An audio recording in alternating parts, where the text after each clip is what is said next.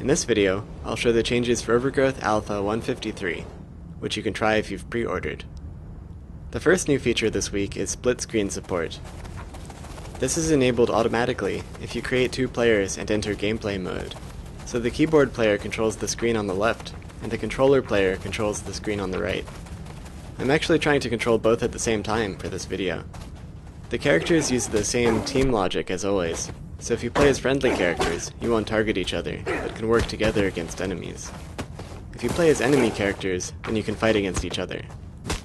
There's a lot more work to do on this, like improving the screen layout so they're not so small, and allowing two players to both use controllers. But this should already be useful for evaluating how multiplayer games might work.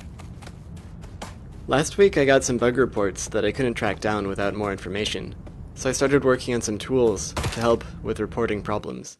First, if the game quits unexpectedly, it'll create a memory dump file and open the folder that contains these files, so the user can easily send them to bugs@wolfire.com.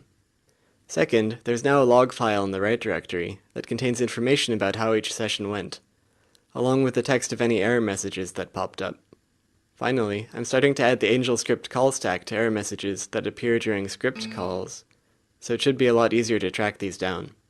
Here's a simple test level that Aubrey made as an example of grayboxing, which is a process of testing out level design with really simple placeholder shapes. This is just to see how the obstacles interact with the game mechanics, with no regard for how it looks. It turned out that the combat pathfinding had some problems with the cliffs and narrow pathways here, so I changed their AI to work better in these edge cases. For example, if I set the enemies to try to stay a certain distance away from the player, they'll try to do that as well as they can, but they won't jump off a cliff to do it.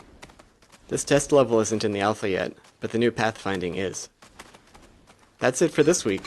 If you'd like to pre-order and try the alpha for yourself, you can do that at wolfire.com/preorder.